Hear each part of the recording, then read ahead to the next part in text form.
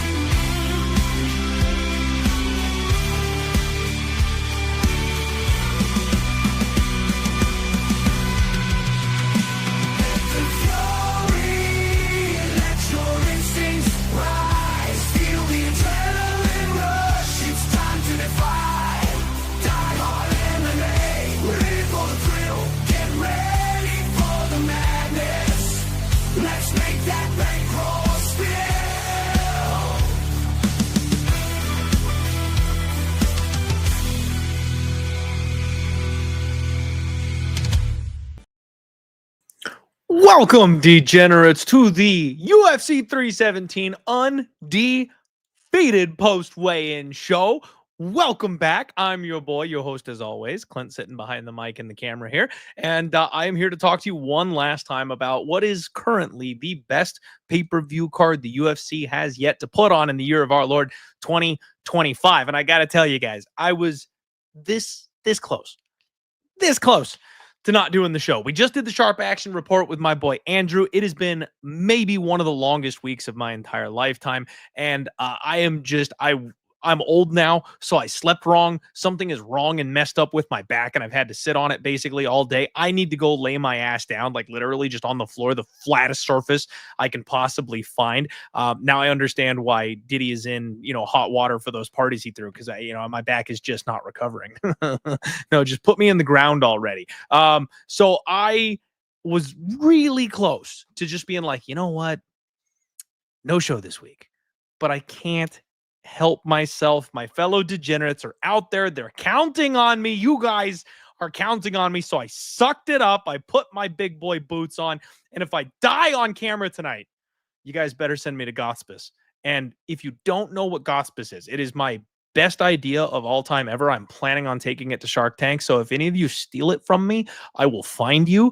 But it's basically hospice care with big titty goth girls.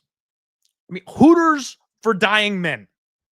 Best idea on planet Earth. You're welcome. Let's get into it. First fight of the night. We have got Jonata Denise, and he is taking on UFC newcomer Alvin Hines. Jonata is a minus 470 favorite, plus 360 or so. The comeback on Alvin Hines. The pick'em total here is 1.5, which I find interesting. And as you can see, big bag of milk Jonata Denise just towers over this poor man. You guys, this one is plain and simple to me. This should be a squash match, in my opinion.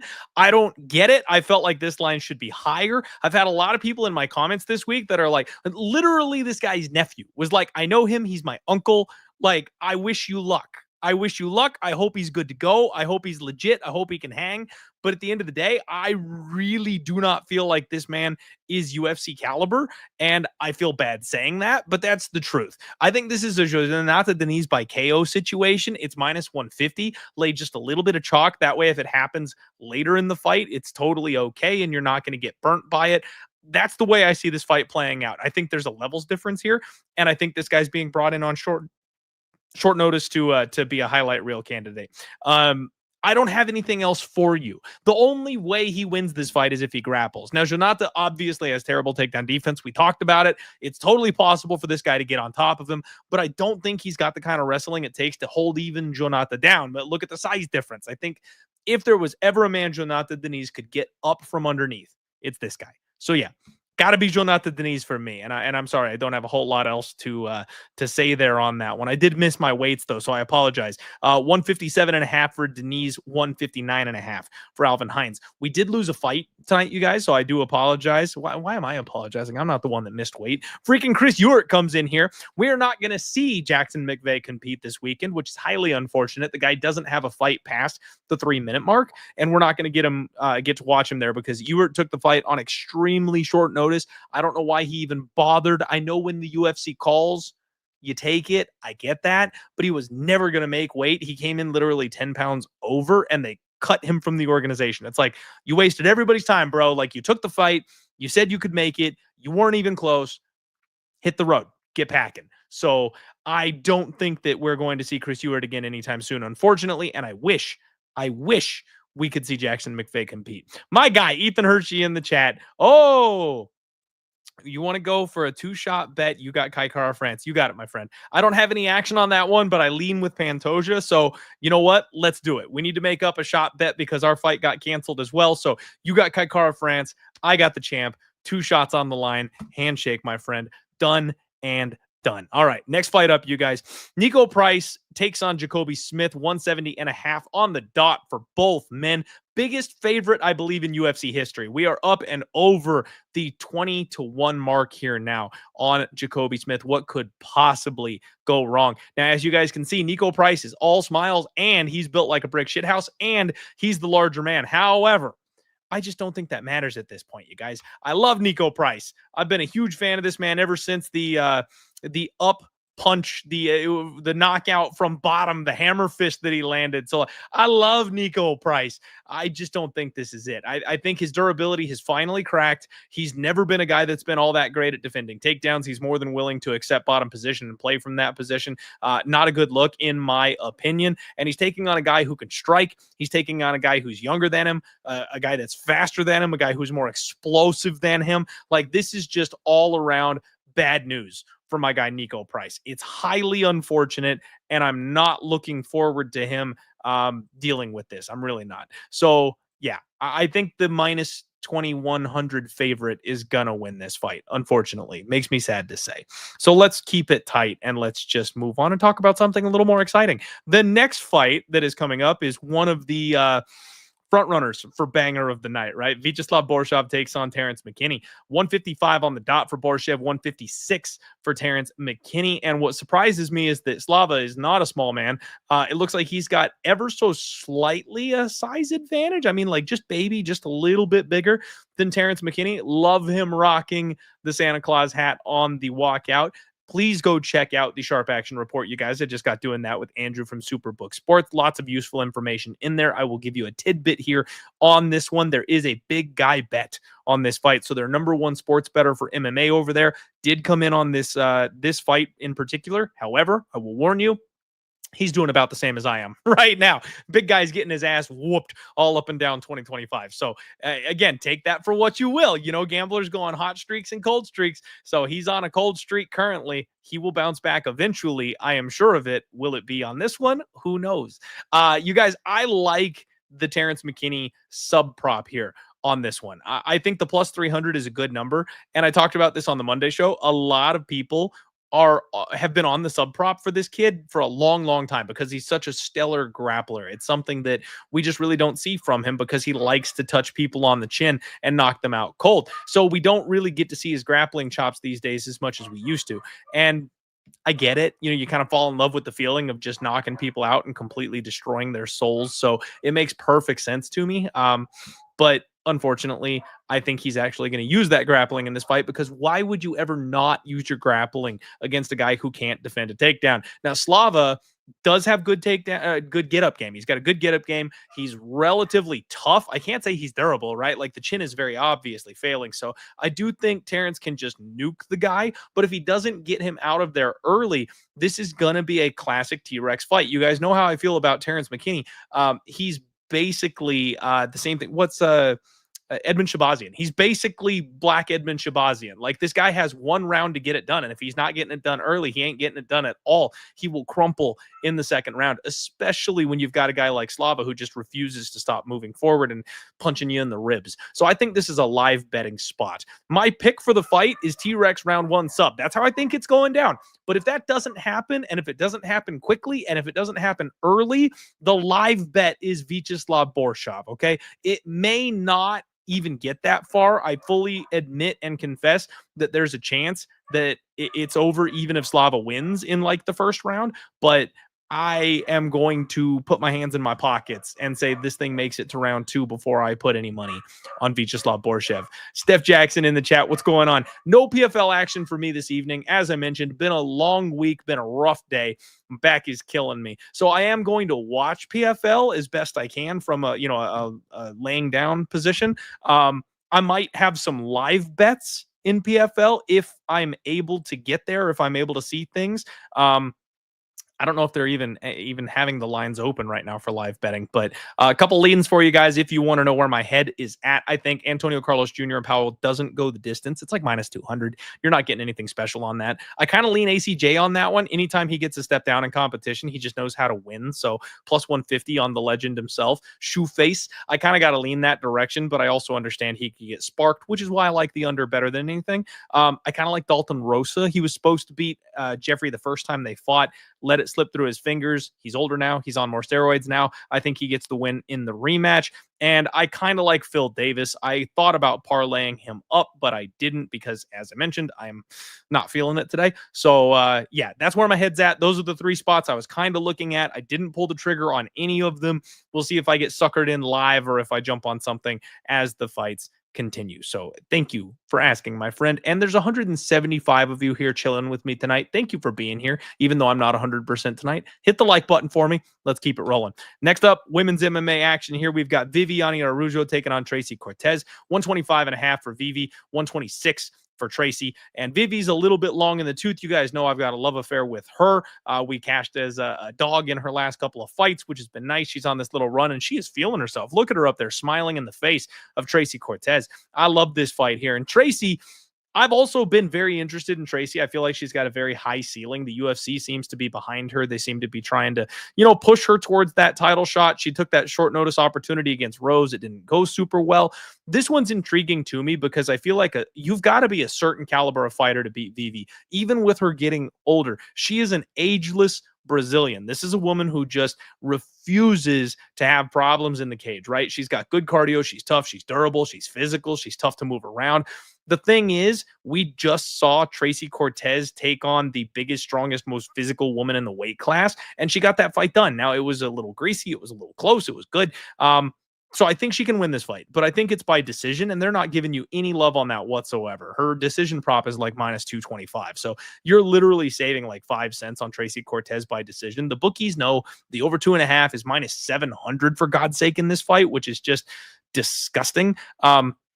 Tracy has been submitted once, and she's a primary, wrestler. Granted, it was like her MMA debut where she got choked out. So I'm not going to say that that's a thing that happens or anything like that. I think her boxing is probably kind of the key here, and I'll bank on Vivi being just a little bit too old. But if this fight looks close, you guys, if this fight gets hairy, I think Vivi's probably the side. I would look at that plus 3.5 that DraftKings is hanging out there. The problem for me is it's minus 180. If that was a better number, if it wasn't minus 180 for the plus 3.5, then I would be jumping in on the spread for Vivi Arujo. I don't know if I can quite get to the money line on this one. I'm conflicted here, but this is going to be a close fight. It's going to be a competitive fight. And because of that, we could see the judges all over the place for this one. You can't guarantee anything in this fight. So yeah, complete passing for me. My guy Nigel Lee in the chat, what's going on, buddy? Just my 2 cents. Kai Car France Army via the Georgian and Spaniard return of Goku Talbot. Don't at me. Said what I said. Well, let's freaking go. Turn of Goku Talbot. I like it. All right, guys. The next fight on the board. Let me get this queued up here for you because I didn't move my little slider. It is a lot harder to do these ones where I don't have like still pictures and I've got to, I'm using the YouTube to get you guys the shots that you're looking for here. Because I can't get taken down. If I play the video, I'll get taken down. So trying to avoid that. Jack Manson takes on Gregory Hobocop Rodriguez. 185.5 for Jack, 186 for Gregory Rodriguez. And as you can tell, there's a significant size difference. When is there not a significant size difference? Because Gregory Rodriguez is an absolute monster. The thing for me is I like the pace of Jack Hermansson better. I like the game plan of Jack Hermansson better. Gregory Rodriguez is Hulk smash. And if he can't just crush your face, he sometimes struggles in these fights. I don't think he's a title challenger. I don't think he's a guy that's going to reach, the top end of the weight class or anything like that.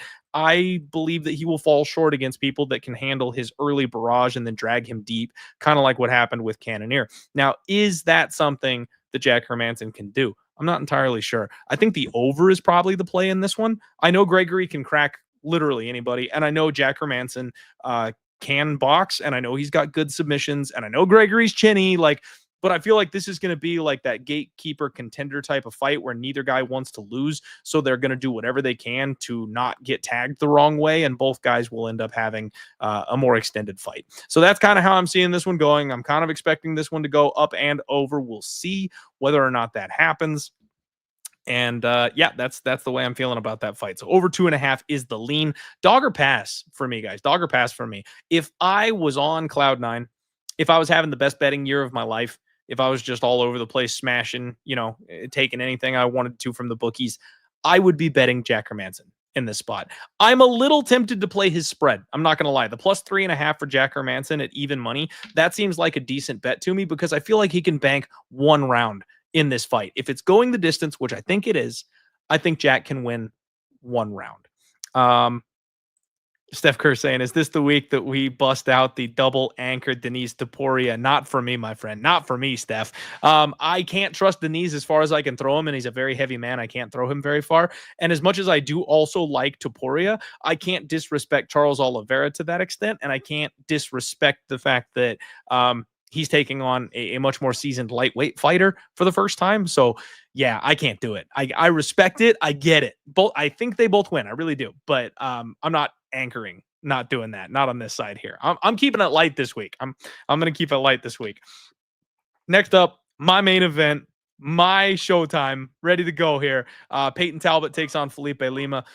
Felipe Lima came in at 135.5. Talbot 136 on the dot. Talbot does have a height advantage and a size advantage, as you can see here. It was a good face-off. Talbot looked like he wanted to make some eye contact, and it seems like we're getting the respectful "no, I won't look you in the eye" from Felipe Lima here just a little bit. You guys know me. You know what's up. Talbot is my prospect. Talbot is my guy. And I timed this one pretty well, if I do say so myself. The market wanted to make this guy a huge favorite, and money flooded in on Lima early. And now that it spiked, it's coming back down. And I think that makes a ton of sense because Payton Talbot is not somebody who should be sitting at plus 175, plus 180 to anybody, in my opinion. I think this kid has the sky is the limit for his skill set. He is absolutely phenomenal. And while I don't want to knock on Felipe Lima at all, he's not somebody who I'm trying to, get on the other side of or anything like that. I can't help it. Like when I've got my favorite prospect of the entire world as a guy that's getting me plus money, I got to take the shot. And yeah, my downfall, that might be, but I think that's something that I just absolutely have to do here. So it's Payton Talbot or bust for me. I've already bet it. That is the only bet that I've made this week. So Lima fans, rejoice. The Fade King is on Payton Talbot. So do with that information what you will. We got to go back in time here just a little bit, you guys, because I missed one. My bad. Hyder Amel takes on Jose Delgado, 145.5 for both men. I am a little bit surprised at the size difference here. I thought that Hyder Amel was going to be a decent bit larger in this spot. I've been kind of creeping on this one a little bit. Don't get me wrong. Both guys are amazing, and I've lost money betting against Hyder Amel quite a bit lately. And even talking to my boy Andrew over at Superbook Sports, he was saying they want to put themselves on the Hyder Amel side of things. I kind of like Jose Delgado. I'm kind of leaning towards the young gun on this one. I've been talking pretty regularly about how I am not entirely certain that Hyder Amel is the goods. He's a little bit long in the tooth. He's a little older. Now he's getting a legitimate contender type fighter with some hype on him, somebody who's young and exciting and flashy and now has a size advantage on him. It's got to be favorite or pass for me. It would be the Delgado side of things or pass if it was going to be anything. I think this could be a violent fight, though. I know Hyder Amel's never been knocked out or finished or anything like that, but the way he fights, it's going to happen. As soon as he finds somebody who can withstand the hurricane, I don't think he's going to be a very good nail. Now, I'm projecting here, right? We've never seen him struggle in that position or anything like that before. But with his age and him just always being the hammer, I think when he finally runs into somebody who can handle what's coming back at him, he probably will collapse under that. And I think he'll get finished. So I think this is a violent spot. And if you're doing anything, you're betting an under. If I'm picking a side, I'm laying it with the short favorite, but I don't know that I'm going to be betting it. There's a lot of fights on this card, you guys, that are going to be really fun to watch that I just don't need the betting action on because there's a lot of question marks. It's like, what do we do here? Like, I'm excited to see the outcome. I'm not sure who's winning it, and I need to get better at avoiding those spots with my money. I would lose a whole lot less if I could just not bet the things that are questionable, right? So trying to be better.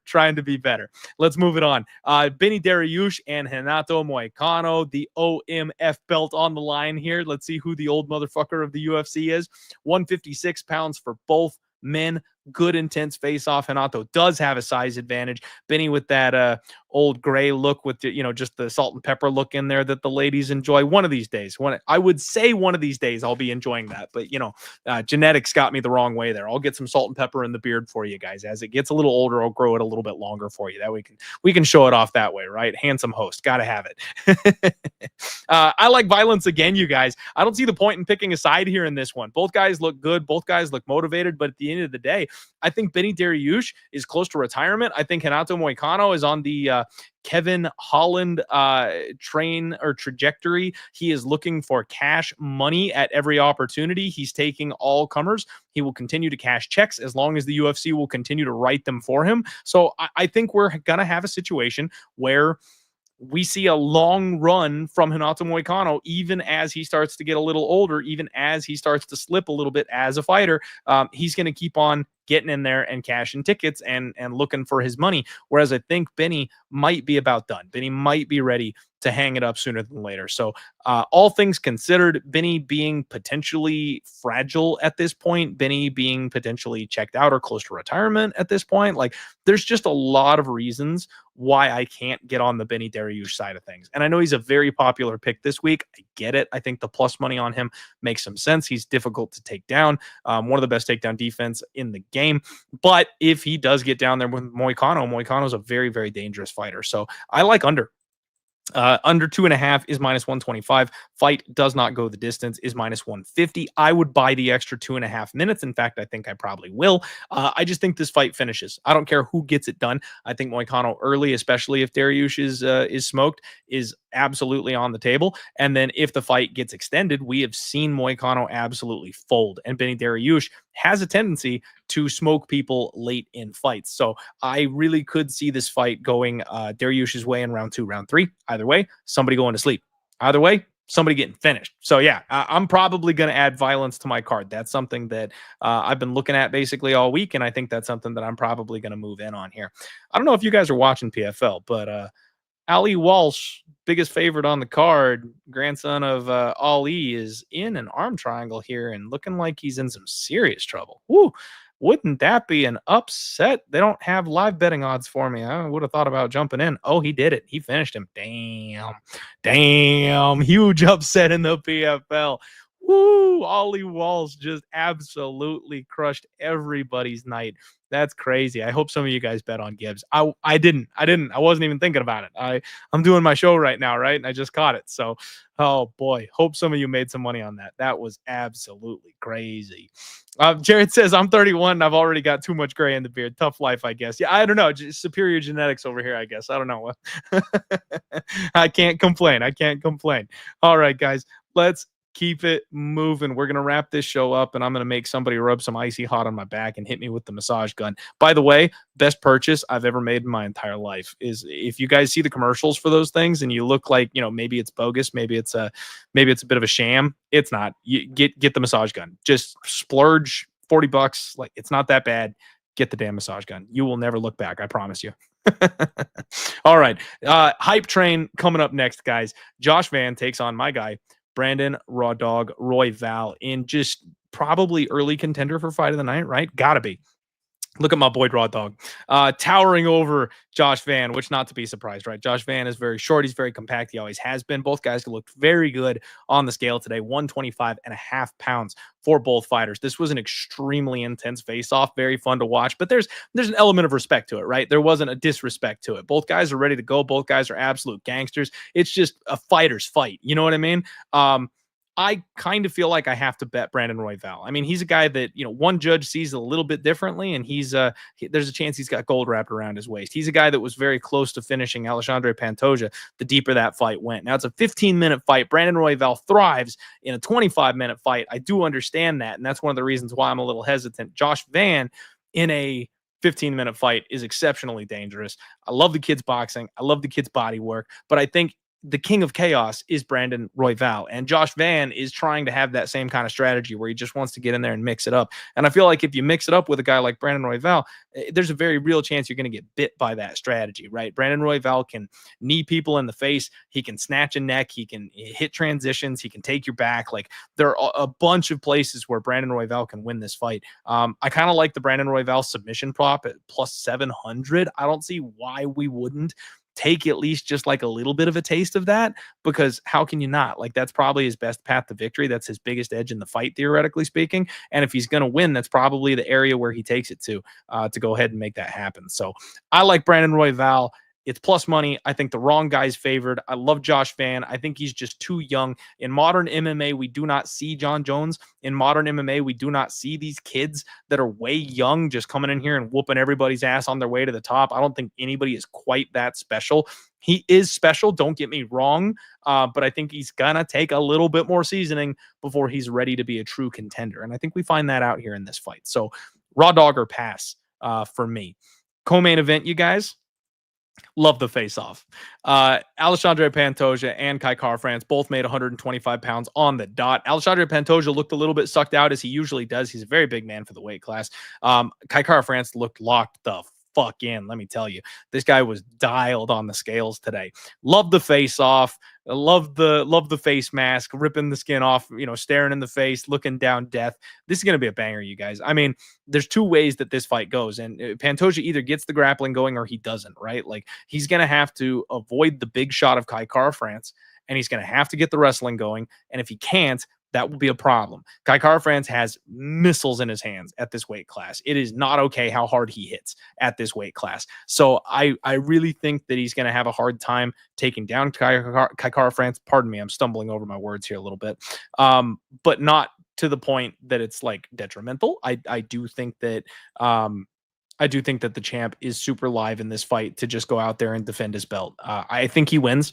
I really think Pantoja is probably going to be the guy that wins this fight. But I think it's a late sub or a decision victory. I don't think this is going to be an early out. When they were hanging that 3.5 as the total a little bit earlier on, I liked the over 3.5. At 4.5, I'm a little more uncomfortable because I think both these guys are solid enough finishers. And I've seen Pantoja struggling late in fights enough myself that I am kind of suspect that he might fade late in the fight, and Kai Kara might be able to find that button a little bit later in the fight. So you just never know. You just never know. I'm picking Pantoja. I think it's a late submission, but I can't guarantee that. It might be a decision. It legitimately might be. And there's a chance Kai Kara-France is just kind of the fraud of the weight class. Like, I don't want to say that because I don't think he is. But you've noticed every single time he's gone up against an elite fighter in this division, he's really run into problems, right? Like Brandon Royval got him, or Brandon Moreno got him out of there. I talked about it. It was a bit of a freak situation with like a perfect liver kick. But Brandon Royval got him out of there and submitted him. He just struggles when he gets to this level, right? And even the Amir Albazi fight, I thought he won that one, but it was close enough they took it from him. Steve Erceg, we're finding out, is maybe a little bit chinny. So if he's not getting it done against the elites, I don't know that he gets it done against this elite. That's all it is. We do have our shot bet on this one. My guy Ethan Hershey moved it to this one, so let's freaking go. Very, very excited. Salt Dirt in the house. What's going on? Appreciate you hanging out. All right, guys. Last fight on the board. Let's break down this main event one final time. I don't know if you guys saw the AI stuff that was going out there today. Pretty hysterical. When they faced off for like the ceremonial, not the ceremonial, the when they faced off for like the pre-fight press conference. Someone did AI and had Charles Oliveira like patting him on the forehead because of how short he is and stuff, trying to mog him basically for his size. I mean, it was pretty hilarious. But as you can see, Charles Oliveira will have a decent size advantage here in this fight. Charlie O always looks like he's trying out for a zombie thriller movie as an extra when he gets on the scales. His face is so sucked out. It's awful. Ilia Topuria looks like he's very, very healthy up at 155 pounds. And unlike most people, I noted that he is not puffy. He didn't move up and suddenly just have a whole bunch of extra mass on him. He didn't move up and, look awful because he's got all this extra weight on him that's unnatural or anything like that. I mean, it looks like his body was starving for nutrients because he moved up and he still looks like a brick shit house. So I think he was killing himself getting down where he was. And he probably is feeling very, very good now up at 155 pounds. Personally, I think the power translates, guys. I really think the power translates, and I think Charles Oliveira has had durability issues for a long, long time. I think this is a violent fight. I think it ends relatively early. I feel like they probably feel each other out for the first round. The total at 1.5 really bothers me because I think it gets out of round 1, but I don't think it gets out of round 2. So it's like right on that perfect line where I'm like, well, I guess I can't bet that shit. Like, you know what I mean? So I'm not touching this one from that perspective. I do think Ilia wins. I do think Ilia wins by KO. The minus 175 now for the knockout on Ilia Topuria, that just seems a little bit gross to me. I'm not a big fan of laying that kind of a price tag, especially you guys, especially when Charles Oliveira is your opponent. This one's tough for me because I think if you're betting like just sheer raw value, whatever, like plus 350 on Charles Oliveira seems insane. Like, why is Charles Oliveira plus 350 against anybody in the world? And now he's fighting a guy who's way smaller than him, coming up a weight class for the first time. Like, this is that kind of spot where it surprise me if Charles won the fight? Like, yeah, it would. But then it also would like make sense if you like walk it back and listen to yourself talk about the fight. It totally makes sense that he's in this one. So I'm picking Ilia Topuria to win.